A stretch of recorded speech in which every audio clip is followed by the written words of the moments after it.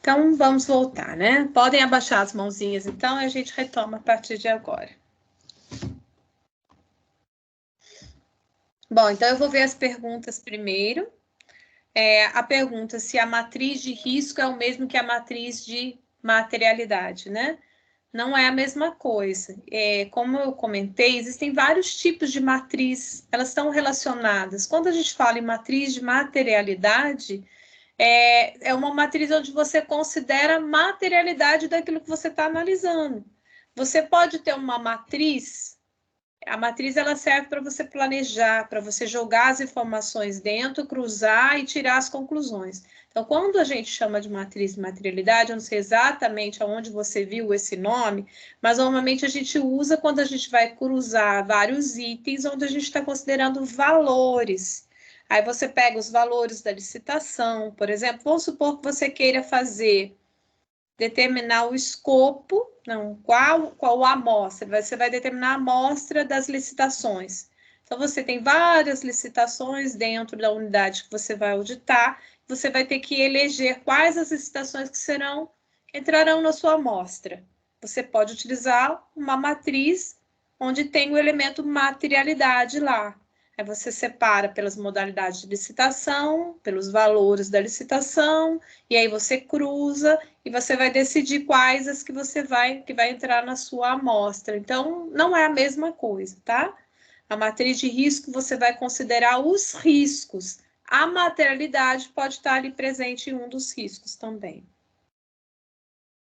Uma outra pergunta sobre o que você falou, Daniel, de se a CGU tem uma espécie de assessoramento para gestão de risco. O que a gente tem uma tem... consultoria, Consultoria, né? Então, o que a CGU tem são vários cursos.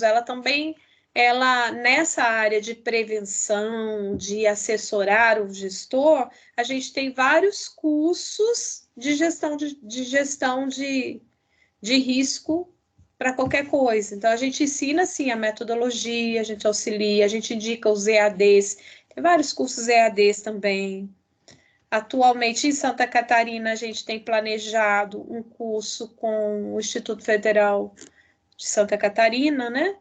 Não, é o Instituto Federal Catarinense, o IFC. Nós vamos fazer lá uma gestão de risco, então o grupo vai fazer e a gente vai apoiar. Então, não é um assessoramento, não é uma consultoria, mas é momentos que a gente cria para trocar a metodologia, as experiências e auxiliar de alguma forma o gestor.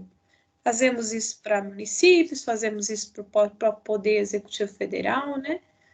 Então, é semelhante ao que a gente está fazendo aqui. A gente tem, sim, curso específico para falar só sobre gestão de risco. Aí a gente entra mais a fundo, né? É importante que façam, porque realmente faz falta na hora de preencher esse formulário aqui. Mais alguma pergunta que eu pulei? Acho que não, né? Acho que não, Rose. Os A colegas ENAP estão perguntaram perguntando se a ENAP tem curso de gestão. Tem curso de eu gestão, sim. coloquei o Gestão de link aí risco. para os colegas. Isso, legal. Joia, isso mesmo. Então, vamos lá, vamos retomar, então.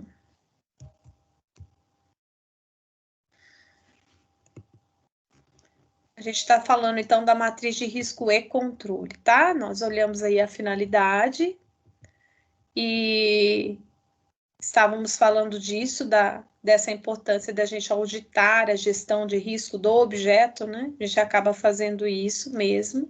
E, ao mesmo tempo, a gente consegue detectar os pontos mais significativos para realizar a nossa auditoria. E aí, antes mesmo de entrar na planilha, um dos instrumentos que a gente usa, que nos auxiliam também a preencher a planilha, que eu elegi, existem vários outros instrumentos, mas a gente elegeu o diagrama de Bowtie, né, o gravata borboleta. Então, antes de eu iniciar o preenchimento da matriz, que é uma planilha, eu devo fazer essa análise usando esse instrumento. Como é que eu começo? Então, eu tenho lá o meu objeto de auditoria, eu tenho o objetivo do meu objeto. E agora eu começo a pensar, se o gestor já fez a gestão de risco daquele objeto, ele já tem isso mapeado. Se ele não tem, que é o que é mais comum hoje em dia, a equipe de auditoria fará, tá? Interagindo com o gestor para que a gente consiga preencher isso. Mas a ideia é, primeiro passo, identifiquei o objetivo daquele objeto. Preciso desmembrar esse objetivo em vários objetivos, subobjetivos? Às vezes eu preciso.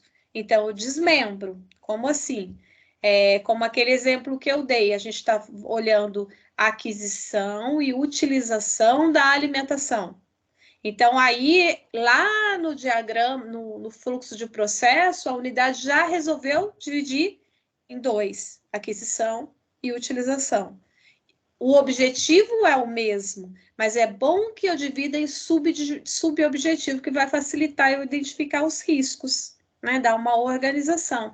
Então, eu posso, sim, nesse momento, criar subobjetivos, né? Objetivos específicos, eu posso chamar assim, que é mais adequado.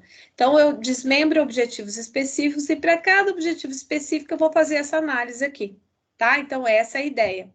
O foco será sempre no objetivo. E quando eu desmembrar e criar objetivos específicos, eu mantenho o meu objetivo geral lá para eu não perder a conexão.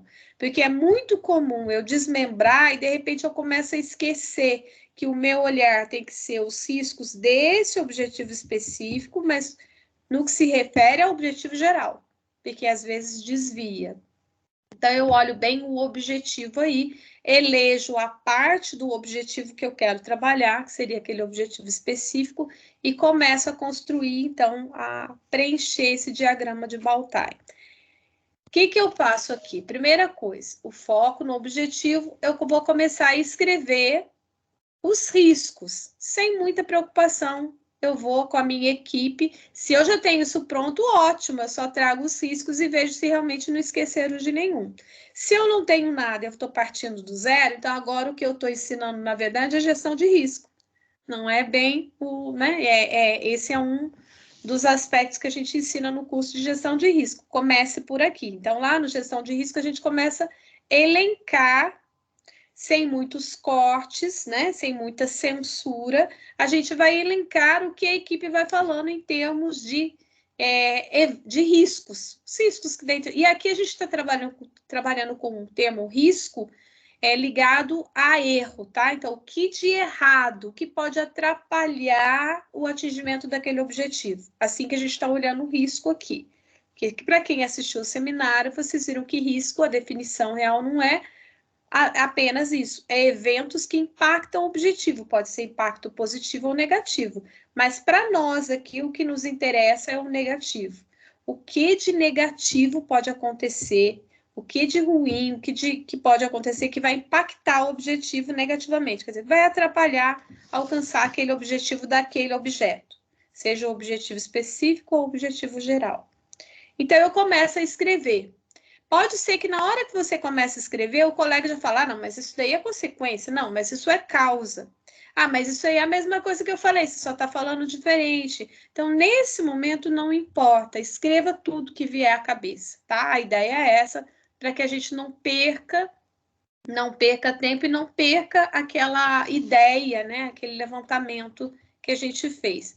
A gente vai perceber que quando a gente construiu bem construído os dois outros objetos, que é o registro da análise preliminar e o fluxo de processo, a gente vai ter muito mais facilidade. Basicamente, a gente vai tirar de lá e pôr aqui já.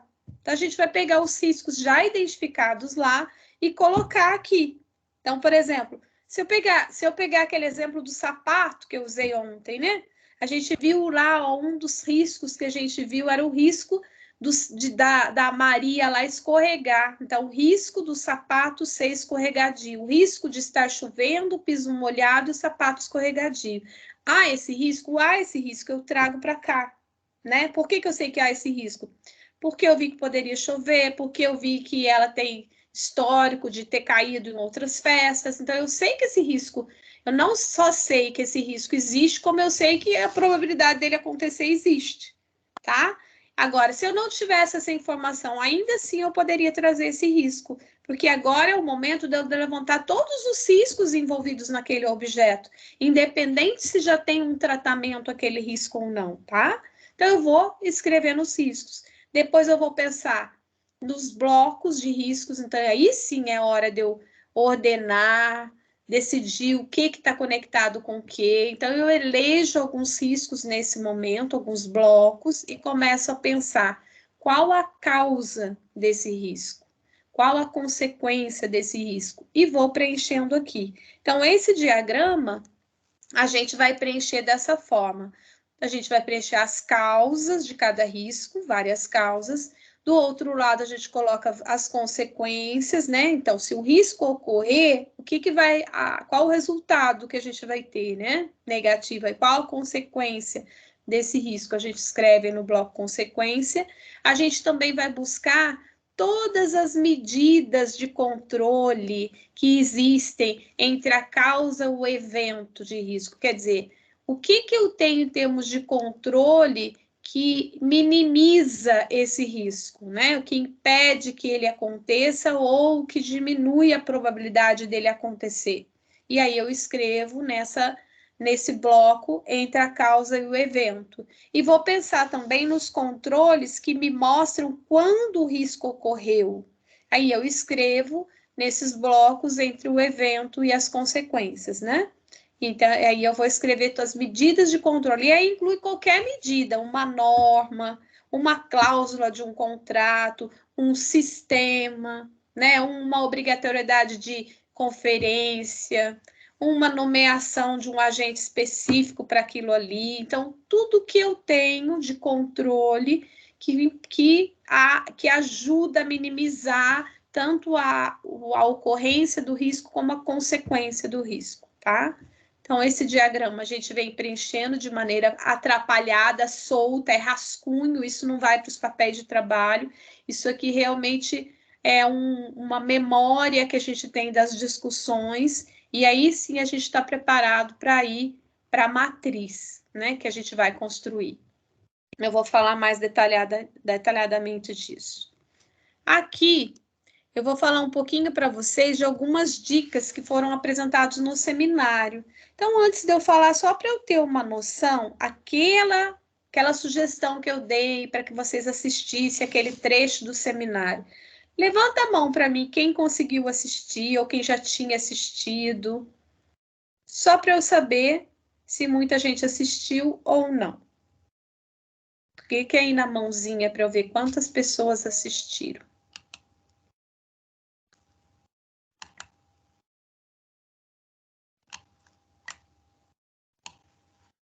Foram poucas pessoas, né, que assistiram. Também de ontem para hoje, ninguém merece, né? Sair de uma aula e já ir assistir seminário. Ninguém merece isso não, né? Mas, de qualquer forma, Fica para o final de semana, Rose. Tem um final de semana. Tem da meia-noite às 6, né? Bom, tá lá disponível. E o seminário dá algumas dicas que, então, eu vou dar algumas ênfase aqui, que na verdade ela faz mais sentido quando a gente já falou da planilha, ou a gente já sabe como é que se faz a gestão de risco, mas faço um comentário aqui, então, e depois eu retomo, se for o caso.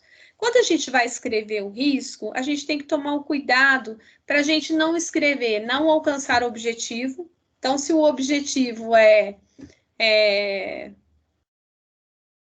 me fugiu algum objetivo, mas é um determinado objetivo. Quase sempre, o primeiro risco que a gente fala é não realizar aquele objetivo, né? E qual o impacto? A gente acaba dando um impacto, assim, final, uma consequência drástica. Vamos pegar, por exemplo, a vacinação da Covid.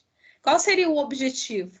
O objetivo da vacinação é tornar a população imune, não sei se esse termo é o correto, né? Mas é fazer com que a população não fique doente, né, com o Covid-19. Então, esse é o objetivo real, que a gente vai trabalhar os riscos em torno da vacinação. Então, esse é o objetivo. Aí, quando eu vou escrever o risco, a minha tendência é escrever assim, o risco da vacina não servir para nada, né? Quer dizer, o risco da vacina ser ineficiente. Quer dizer, esse é o objetivo, que ela realmente consiga que as pessoas não fiquem doentes. Então, o risco das pessoas ficarem doentes, daí eu eu mato minha gestão de risco, não é? Eu não, acabo não trabalhando nenhuma análise. Então, a gente tem que evitar colocar no risco simplesmente o não alcance do objetivo. O que a gente quer é detalhar para que a gente pense o que a gente pode fazer para garantir que aquele objetivo será alcançado. Então, é isso que a gente quer. Então, vamos detalhar. Vamos falar, bom, pode o quê? Pode não ter luva para as enfermeiras que vão aplicar, elas não têm luva, daí a vacina fica parada porque elas não podem aplicar sem luva. Pode faltar energia, e aí o local que eles encontraram para vacinar precisa de iluminação e não tem energia. Pode, então eu começo a pensar em riscos menores para que eu consiga realmente trabalhar. E aí eu vou atuar em cada um deles para garantir que o objetivo final seja alcançado, né? O risco de vacinar apenas uma classe de pessoas, né? Um determinado grupo de pessoas, o risco de fraude, né? Eles injetarem água ao invés de injetar a vacina, injetar ar ao invés, né? São riscos que a gente até viu aí na mídia, que nos espantou muito. Então, isso é um risco que eu vou avaliar. Então, eu começo a escrever os riscos e tenho esse cuidado de não escrever o que está conectado diretamente ao objetivo. A mesma coisa o impacto, né? Qual é o impacto se isso acontecer? É a morte da pessoa. Se eu colocar já a morte, eu não vou conseguir realmente fazer a gestão de risco. Eu quero impactos menores, porque o que eu quero é trabalhar, caso aquele risco aconteça, o que eu posso fazer para diminuir a consequência ruim? Então, eu vou pensar em consequências menores, para que eu haja antes, até chegar lá na morte de alguém, né? Então, se eu já coloco a morte, eu não tenho mais o que fazer, né? O que eu vou fazer? Então, eu não quero ir diretamente no impacto final. Eu quero trabalhar com impactos menores, porque o meu objetivo é pensar em torno, é criar o registro de toda a problemática para encontrar decisões, tomar decisões, encontrar soluções que estão ali no meinho e que vai me ajudar a atingir o objetivo verdadeiramente, né? A fazer que aquele objeto tenha uma qualidade maior.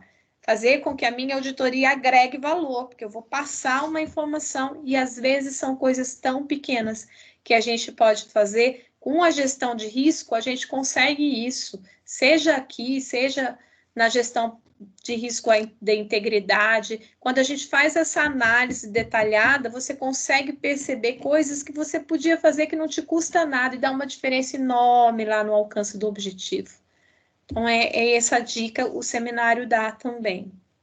Não com essas palavras, né? Porque eu falo de uma maneira meio atrapalhada, mas mais didática, né? Pensar em causas e consequências para agrupar os riscos. Então, quando você elegeu aquele monte de risco, a equipe inteira falando o que pode dar errado, na hora de você começar realmente a preencher a planilha, estruturar as informações, você pode juntar as causas. Então, essa causa, ela está conectada a quais riscos que nós levantamos. Aí você faz a ligação mesmo, né? Faz assim, é um rascunho, você vai riscando, ligando, e a consequência, se esses riscos acontecerem, eles geram a mesma consequência, ou essa consequência é gerada por quais riscos, ou esse risco gera quais consequências. Então, essa ligação entre as causas e as consequências ajuda a gente a agrupar melhor os riscos para começar o nosso trabalho. O que a gente está querendo com essa matriz de risco e controle? Vou repetir. A gente está querendo organizar todas as informações para que no final a gente consiga enxergar aonde estão os pontos principais para serem auditados. É isso que a gente quer. Então, aqui, com esse instrumento, ele vai nos ajudar a pensar, tá? Então, qualificar as causas para olhar os controles. Então, quando eu olhar as causas, pensar nas causas, eu tenho, e a planilha traz isso para a gente, para nos ajudar, ela traz as fontes das causas, tá? Essa causa que você está pensando, está ligada à pessoa?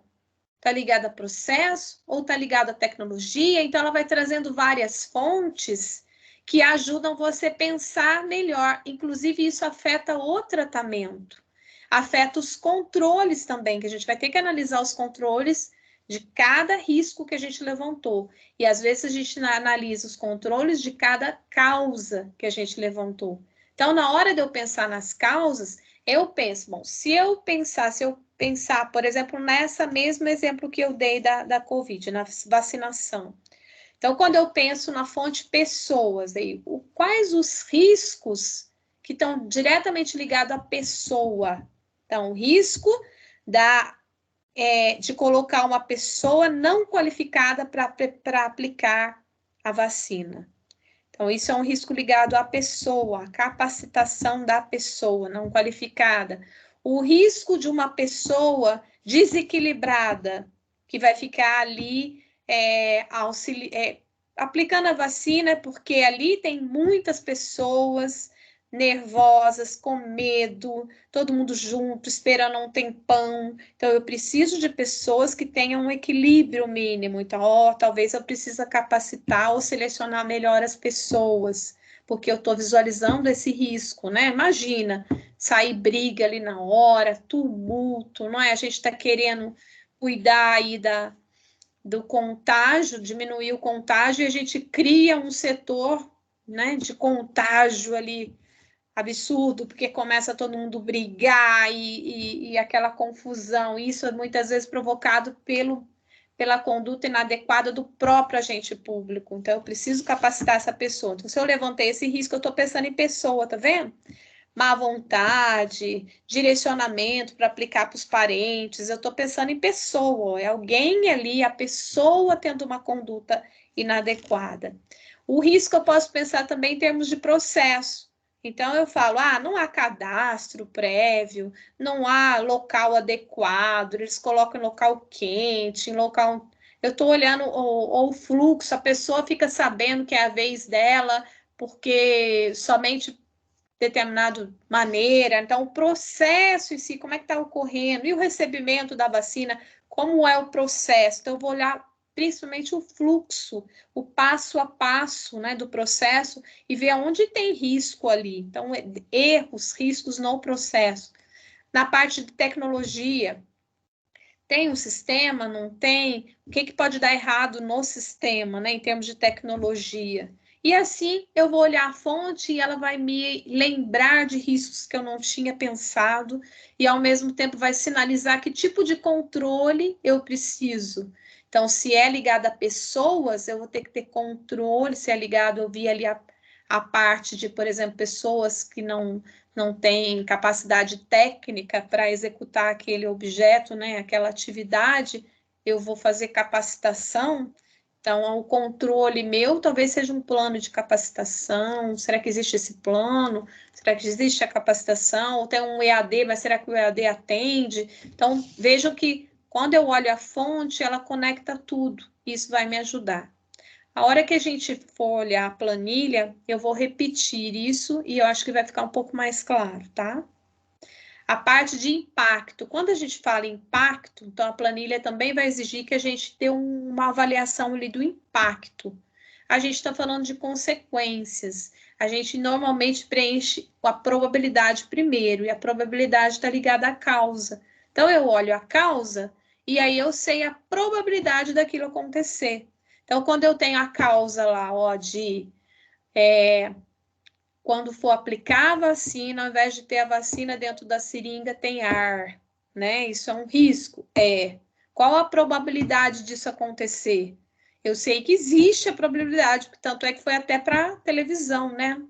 Mostrando que aconteceu isso em alguns lugares. Então, é um absurdo, mas aconteceu. Então, eu não posso colocar a probabilidade como zero, se a própria mídia já divulgou, né? Então, eu coloco a probabilidade, vou colocar um número ali, que é uma avaliação.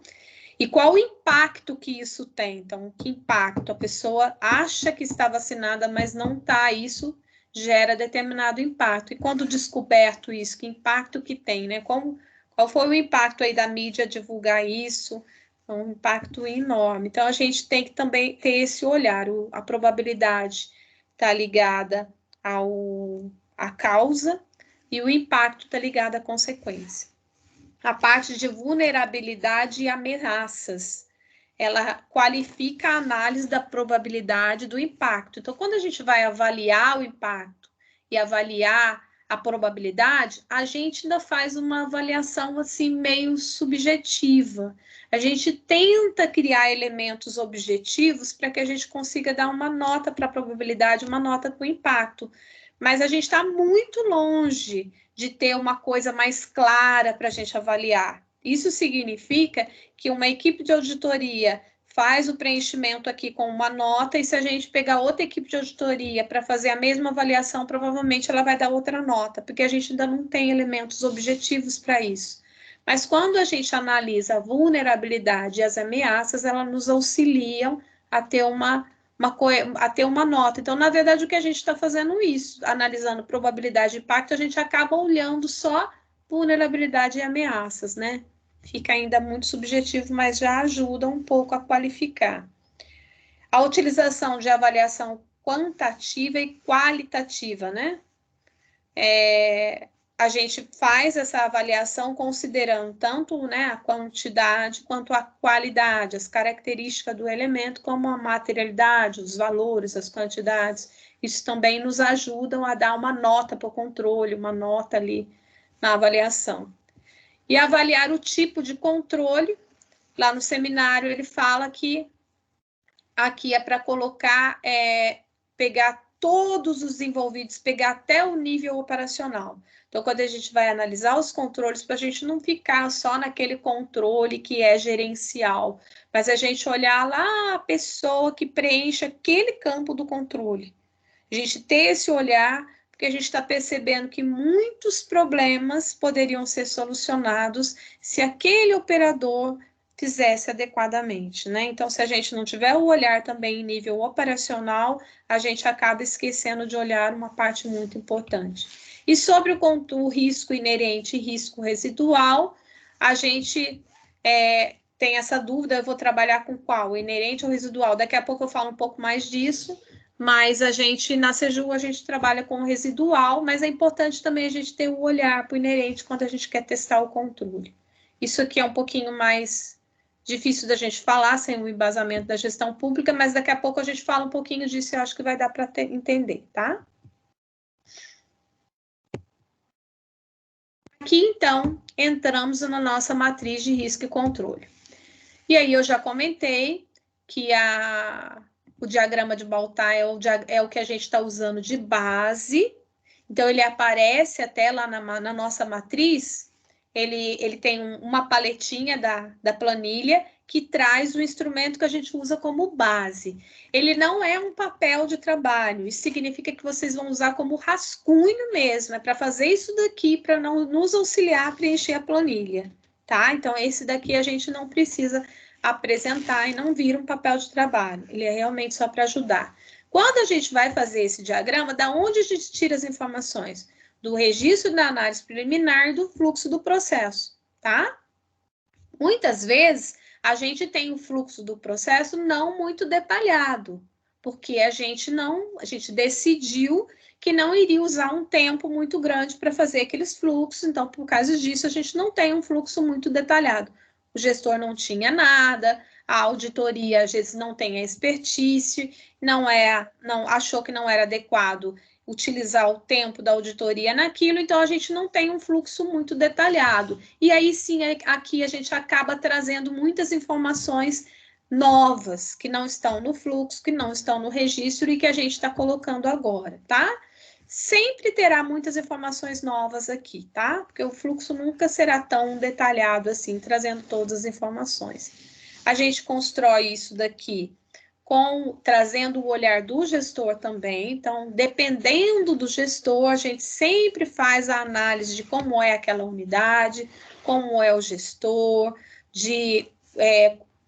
olhando o retrato das auditorias, né, anteriores, como se deu essa interação, e aí a gente vai decidir se senta com o gestor, se pega um interlocutor lá, que é o prestador de serviço mesmo, senta junto com a equipe de auditoria para construir isso daqui, ou se a equipe de auditoria vai construir sozinha mesmo, só interagindo um pouco com o gestor. Essa decisão é da equipe e é conforme o objeto e a auditoria, tá? O andar da auditoria a gente vai decidindo. A nossa matriz de risco e controle, ela tem essas planilhas, essas abas. Então, ela tem a aba Identificação e Análise de Risco e Controle, a aba Matriz de Risco e Controle, que é a matriz propriamente dita, né? Tem a aba Técnicas de Identificação de Riscos, a aba Fonte de Riscos, Escalas, Impacto e Probabilidade, Escala, Controles e Níveis de Risco e Mapa de Risco. Somente a primeira e a segunda que a gente preenche. As demais planilhas funcionam como legenda, como ajuda para a gente preencher. Então, eu tenho, por exemplo, determinado momento onde eu vou analisar o impacto, eu vou dar um valor para o impacto. Eu vou lá na aba Escala, Impacto e Probabilidade, e lá eu tenho uma indicação de que nota eu posso dar para o impacto em determinada situação. Que situação é essa? A mesma coisa eu tenho nos controles, né, nos níveis de risco. No final, eu tenho um mapa de risco que ele está automatizado, então eu vou preenchendo, ele leva para lá e ele vai me mostrar onde ficou cada risco que eu trabalhei, tá? Então, a gente preenche as duas primeiras abas e as demais são automáticas, né? Algumas funcionam como legenda, nos orientando, e algumas como informações de mapa de risco, é uma informação gerencial que nos traz, né? Já mostrando onde é que cada risco se encontra. Então, vamos olhar aí mais detalhadamente. Então, eu tenho a planilha Identificação e Análise de Risco e Controle. Essa planilha, ela tem essas colunas, que a gente vai detalhar um pouquinho cada uma. Da onde que eu tiro as informações para preencher essa aba, né? Essa planilha. Eu vou tirar dos registros da análise preliminar, dos fluxos de processos que eu tenho e também do diagrama de Baltine. Então, eu trago para cá e vou preencher o objetivo. Por que tem objetivo 1 e vai ter objetivo 2, objetivo 3? Porque a gente pode dividir o objetivo daquele objeto em vários objetivos específicos. Então, essa é uma decisão da equipe de auditoria. Ela vai tomar essa decisão do modo que ela achar que fica mais claro o trabalho dela. Indo uma voz. Eu pedi para colocar. Então, eu vou clicar em silenciar todos, tá?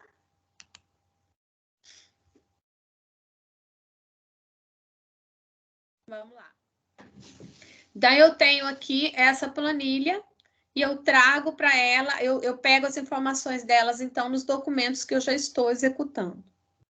Aí aqui eu só ampliei a mesma planilha, tá? Então, eu tenho, por exemplo, a primeira coluna é objetivo-chave. Tá? Aqui eu trago os objetivos específicos ou objetivo geral que eu estou trabalhando. Por que eu estou falando ou? Porque tem realmente alguns objetos que você pode trabalhar só com um objetivo, e você já elenca o risco. Outros você percebe que é necessário desmembrar, e você desmembra em objetivos específicos, tá?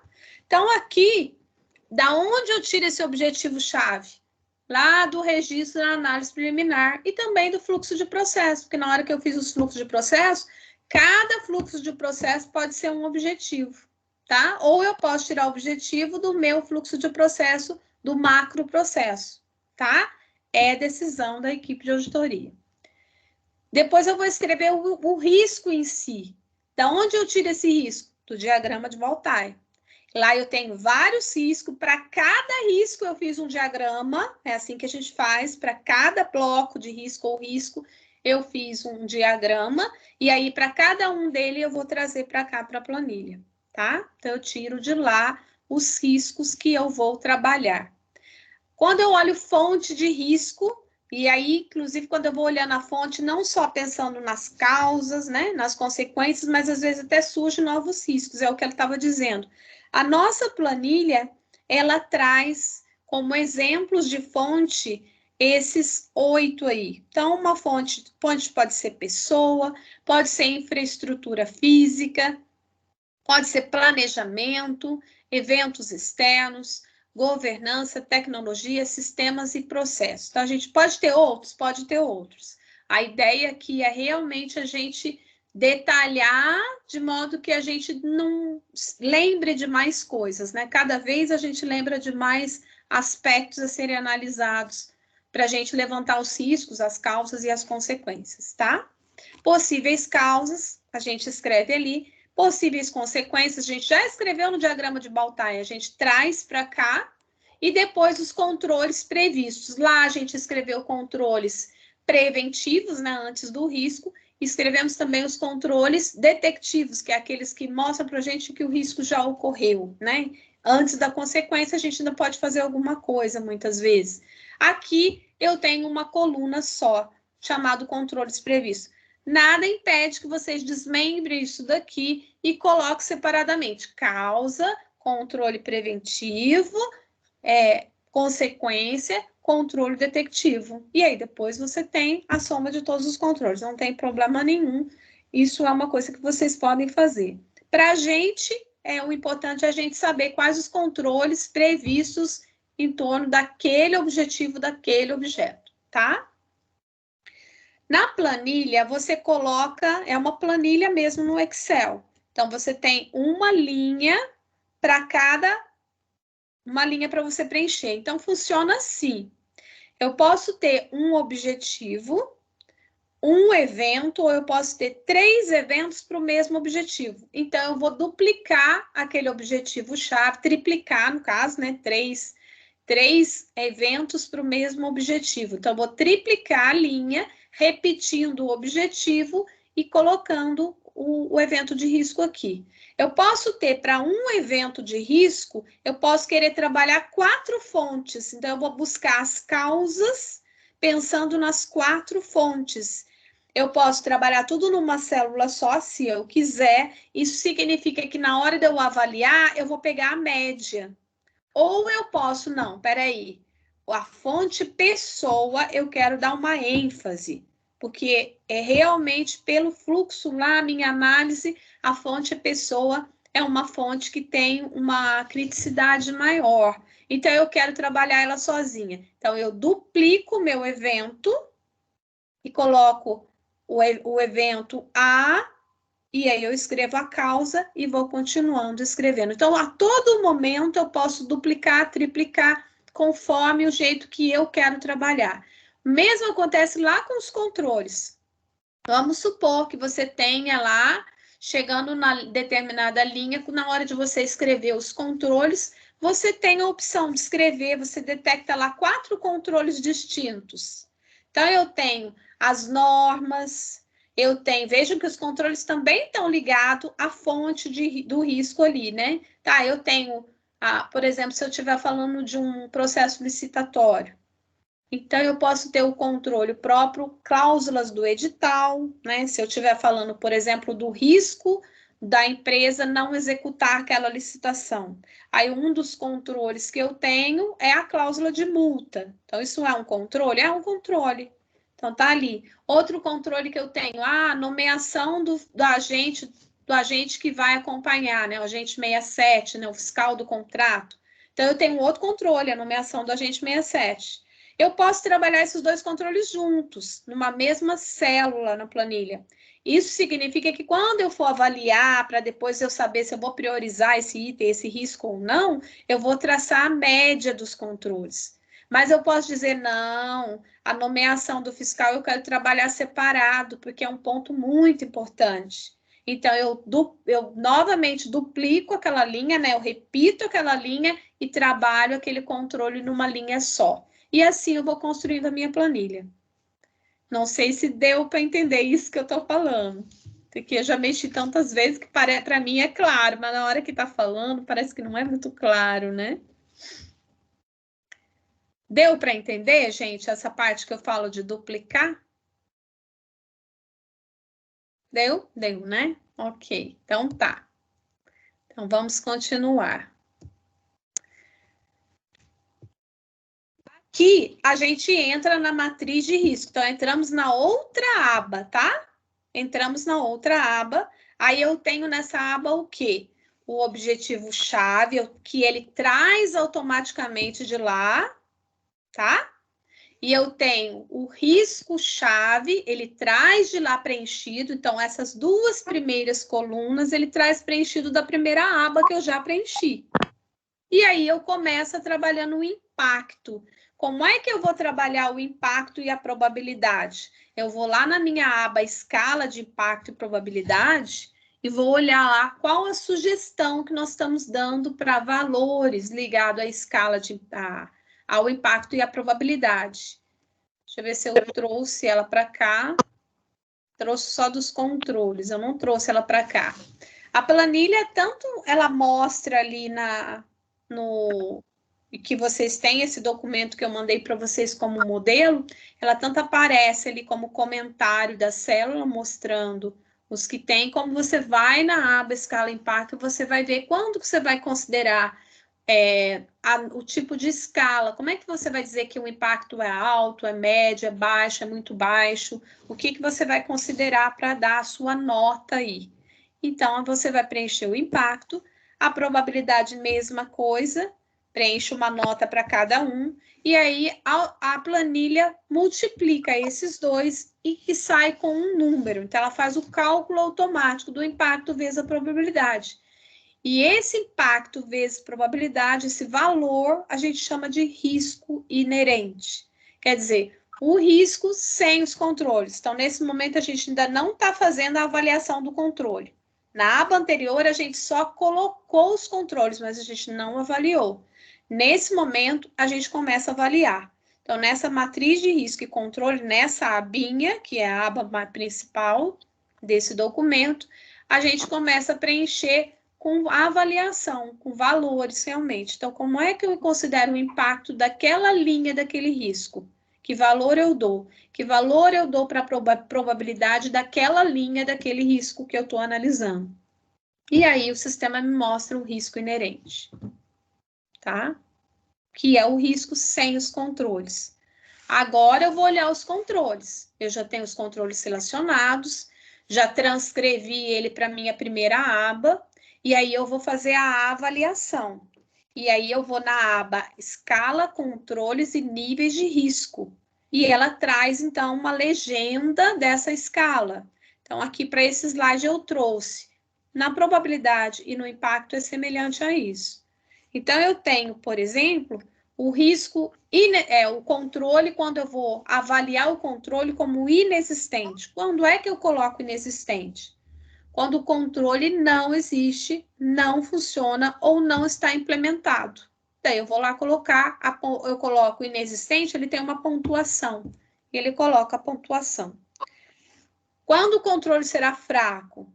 Quando o controle não foi institucionalizado, isso é, ele está na esfera de conhecimento pessoal dos operadores do processo, em geral realizado de maneira manual. Quer dizer, o controle está na mão do fulano. Quando o fulano entra de férias, aquele controle fica parado até ele voltar, não é? Se ele sair daí e entrar em um outro, ninguém mais sabe como é que se faz aquele controle. Então, esse é um controle fraco, tá? Então, ele não está institucionalizado. Ele existe, ele é feito, mas ele não tem uma norma que obriga a preencher, ele não tem uma capacitação, ele não tem um manual, ele não tem uma divulgação, ele não tem os agentes capacitados para utilizá-lo. Ele é fraco. Controle mediano. Controle razoavelmente institucionalizado, mas pode falhar por não contemplar todos os aspectos relevantes do risco ou porque seu desenho ou as ferramentas que o suportam não são adequadas. Então, aí, mediano. Controle satisfatório. Controle institucionalizado e, embora passível de aperfeiçoamento, é sustentado por ferramentas adequadas e mitiga o risco razoavelmente. Controle forte é um controle institucionalizado e sustentado por ferramentas adequadas, podendo ser considerado em um nível de melhor prática, mitiga o risco em todos os aspectos relevantes, tá? Agora vocês podem perguntar, estar perguntando assim, tá, mas eu ainda estou planejando a minha auditoria. E aí, como é que eu vou já colocar a minha avaliação do controle aqui? Ué, para eu fazer avaliação, praticamente, eu vou fazer auditoria? Como é que fica isso? Então, surge essa questão, né? Como é que eu vou fazer isso? Como é que a gente trabalha isso? A gente vai trazer para esse bloco de controle aqui aqueles controles em que a gente já conhece. Muitos controles que está sendo usado lá são controles que nós também usamos. São controles que já foram avaliados, muitas vezes já passou a auditoria e já avaliou, ou que o próprio gestor nos fala. Muitas vezes o próprio gestor fala, olha, eu tenho um controle aqui, mas o controle que eu tenho, ele não tem norma ainda, só fulano que tem. Então, o próprio gestor nos fala. Então, eu posso preencher como fraco, porque o próprio gestor está me dizendo que aquele controle é fraco. O gestor fala, nossa, mas eu tenho um controle aqui muito bom, ele é excelente, ele cobre tudo, não é? Então, eu posso preencher como forte simplesmente por a fala do gestor? Não é muito adequado. É melhor que eu coloque de uma forma em que eu consiga sinalizar para a equipe de auditoria que esse controle não foi testado pela auditoria. Como é que eu faço isso? Inserindo os registros na planilha. Então, se eu coloco a minha avaliação em cima do que eu estou fazendo a avaliação, insiro ali um comentário na célula e coloco ali para ficar registrado o porquê da avaliação daquele controle. Por que eu avaliei daquela forma, tá? Então, é importante que eu coloque isso, da onde que eu tirei as informações para que eu avalie aquele controle.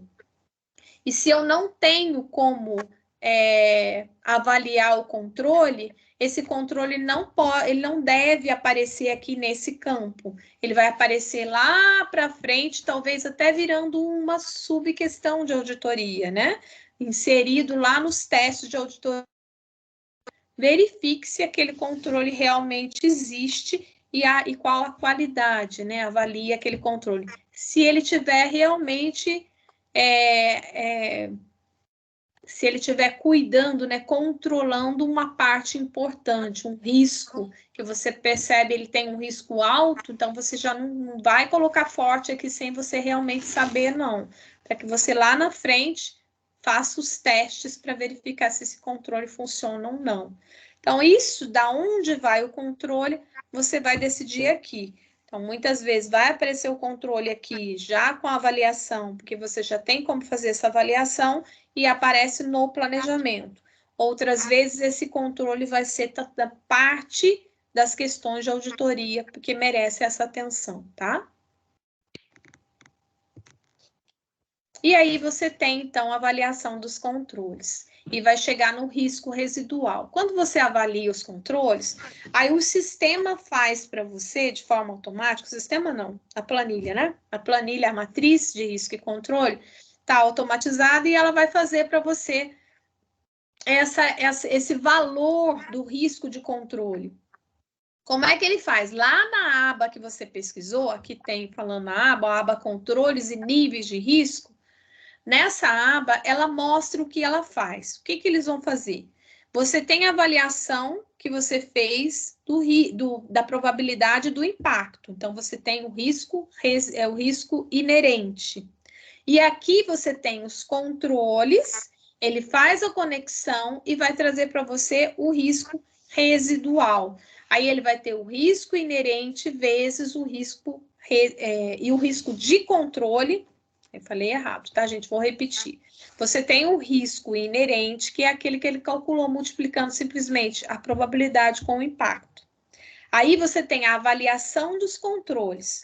O sistema pega a avaliação de controle que você fez e compara com o que você lançou lá e no risco inerente, que é o que você lançou na probabilidade e no impacto. E ele vai trazer para você o risco de controle, que a gente nem está usando essa nomenclatura aqui, ó, é o risco de controle, o sistema te traz. Aí sim, você tem um risco inerente vezes o risco de controle e você chega ao risco que realmente nos interessa, que é o risco residual. Quer dizer, depois que você implanta os controles, o que mais sobra? Que risco mais sobra? Qual a avaliação do risco depois que os controles são executados, considerando a avaliação que você fez com os controles, né? Sobre os controles. E aí você tem o risco residual, que vai mostrar para você se você deve dar uma atenção maior ou menor àquele risco, àquela linha. Então, você vai poder priorizar os pontos de atenção da sua auditoria. Então, tudo isso aqui a gente está fazendo não só para conhecer o objeto, para perceber os pontos que a auditoria deve atuar, como também para eleger os pontos de auditoria que a gente vai atuar, tá? Eu vou terminar só essa planilha, as colunas, que essas são as últimas colunas da matriz de risco e controle, e aí eu abro para pergunta e a gente vai continuar amanhã, tá bom?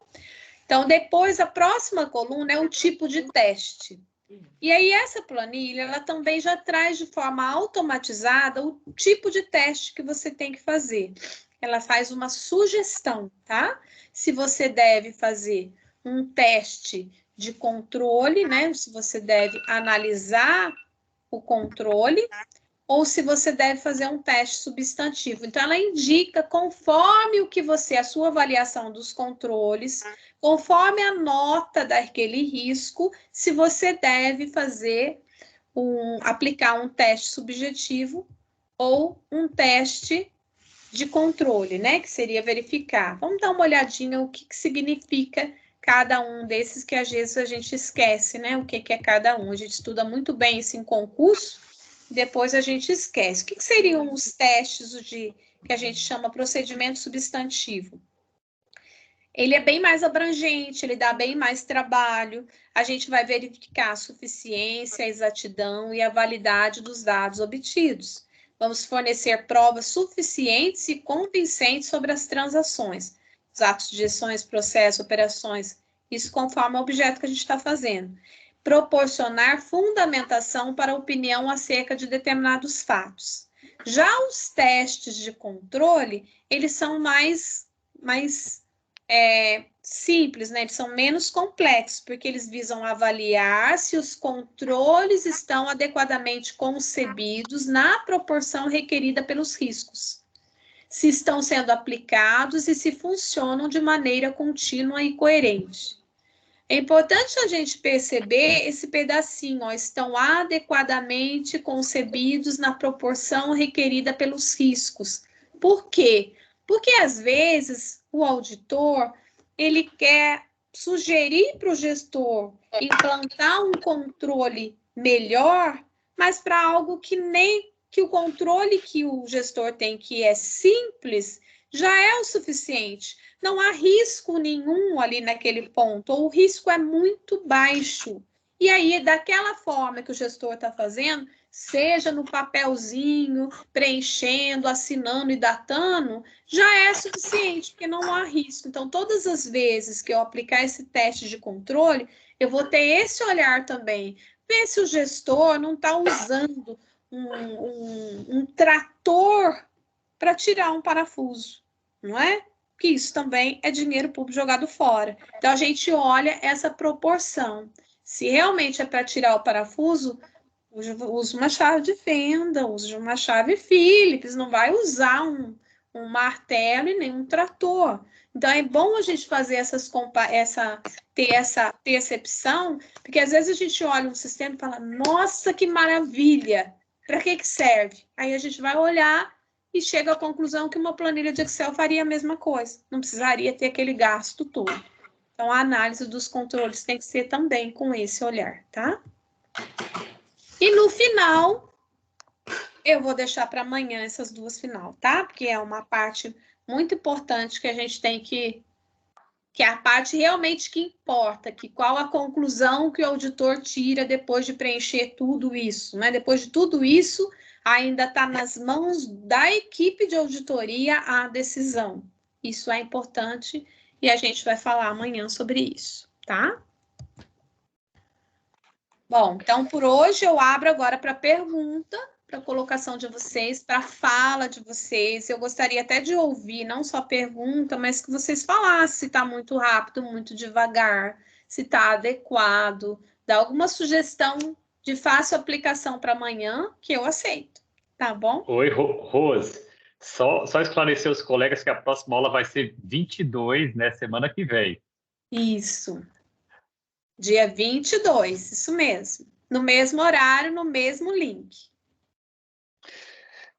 Rose, tem algumas perguntas que colocaram no chat aqui. Os colegas, só lembrando, os colegas que quiserem fazer alguma pergunta por áudio ou por vídeo, podem levantar a mãozinha aqui que a gente faz uma inscrição. Nem todo mundo, para todo mundo ficar falando ao mesmo tempo.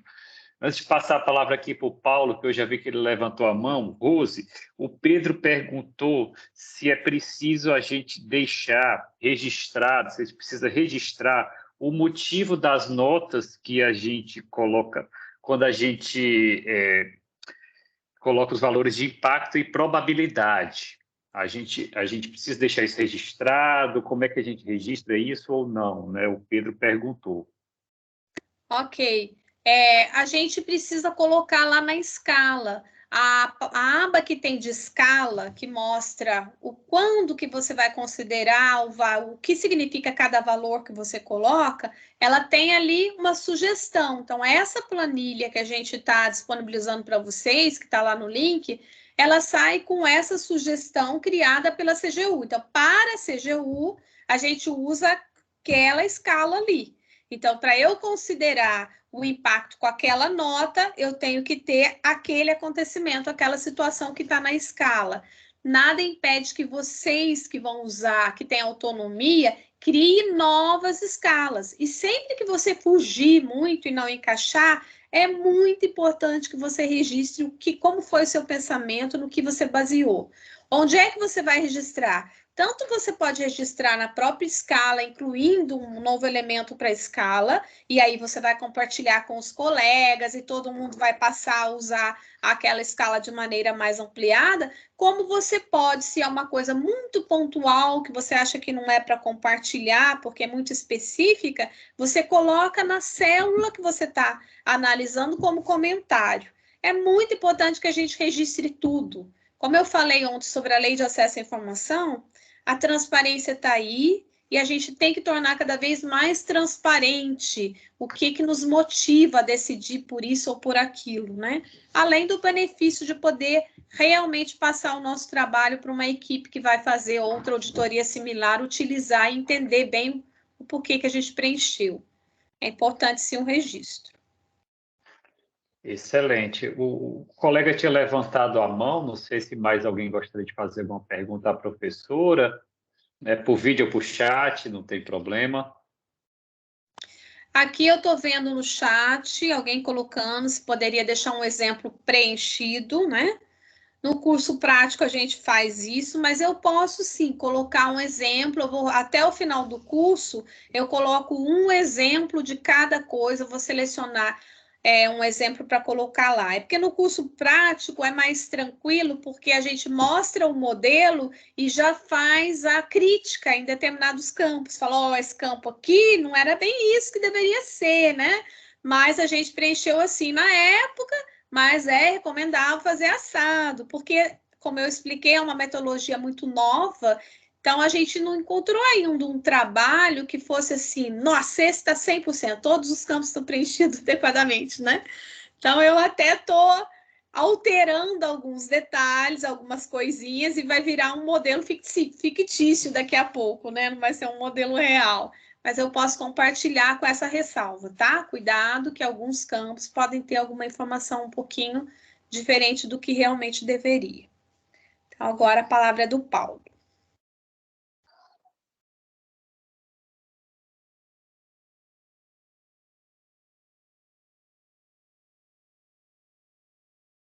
Paulo.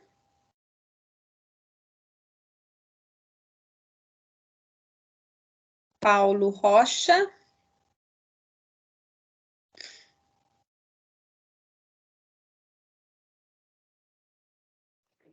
Acho que a Ana Carla também está com a mão levantada. Carla, pode falar?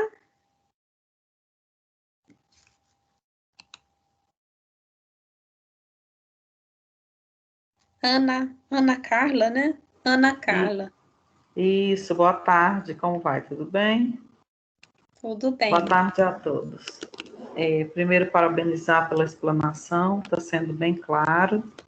Eu já fiz um curso inicial do EALD, né? Eu sou da Sejusp, Minas Gerais, mas o seu material está muito, muito bom mesmo, excelente. Eu queria tirar só uma dúvida. Quando a gente abre aqui a matriz de risco por objeto, na segunda planilha aqui, vem o exemplo do diagrama, né? E vem a matriz, essa matriz SWOT. Nós vamos preencher essa matriz também? Vai ser ensinado? Não, essa matriz que você está falando, deixa eu até abrir aqui, é simplesmente para mostrar qual instrumento que você usou antes de preencher a matriz de risco e controle.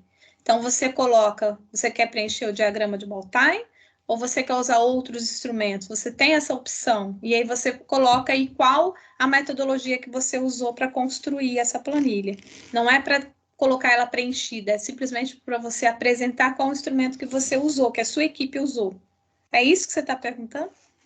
Exatamente. Então só para comprovar que ferramenta que eu utilizei, né? Exatamente. Qual a ferramenta que você utilizou? Aí você coloca a ferramenta que você utilizou, porque não é obrigatório usar a gravata borboleta, né? Usa quem quer, existem outras ferramentas. Mas não é para colocar ela preenchida, é só para falar que usou essa ferramenta. Tá bom, muito obrigada. De nada.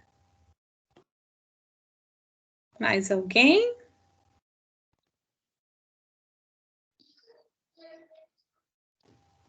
O Paulo abaixou a mão, né? Bom, então acho que podemos encerrar, né, Daniel? Mais alguma coisa? Ok. Acho só isso mesmo. Aguardamos todos dia 22 com o mesmo link. E desejo um bom restinho de semana, um bom final de semana a todos. Muito obrigado. E o link também da gravação, assim que ela estiver disponibilizada, a gente salva lá na pasta do